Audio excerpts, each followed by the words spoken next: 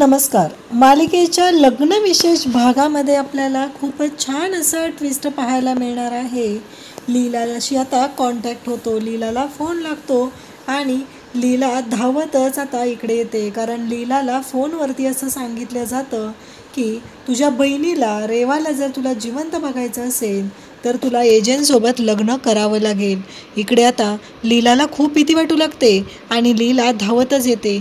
तिला सांगितलं जातं त्या पद्धतीने श्वेताला तिने बेशुद्ध करते. श्वेता बेशुद्ध झाली की श्वेताच्या अंगावरचे सगळे कपडे आहेत सेम तसेच कपडे आता लीला घालते आणि अगदी नवरीसारखी ती तयार होते.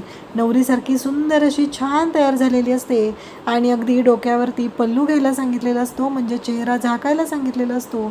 त्या पद्धतीने चेहरा झाकलेला असतो.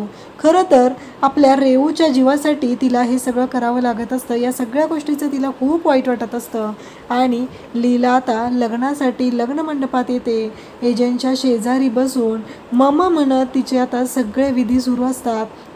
बाकी कोणालाही माहिती नसतं एजंटच्या शेजारी बसलेलं कोणी आहे, पण लीलाला माहिती असतं की ती स्वतः एजंटच्या शेजारी बसलेली आहे. या गोष्टीचा तिला खूप त्रास होत असतो, कारण आज फसवणूक होऊन हे लग्न होत असतं.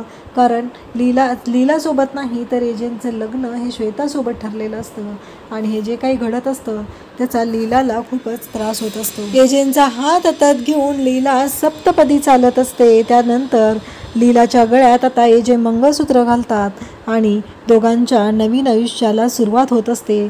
फायनली मग आता जेव्हा सुनमुख पाहण्याचा विधी असतो, म्हणजे लग्न पूर्ण झाल्यानंतर, लग्न हे विधिव्रत पूर्ण झाल्यानंतर पुढचा विधी असतो तो म्हणजे सुनमुख पाहण्याचा. तेव्हा आजी एजे आणि लीला या दोघांनाही जवळ बसवतात आणि त्यामध्ये बसलेले असतात, सुनमुख पाहत असतात.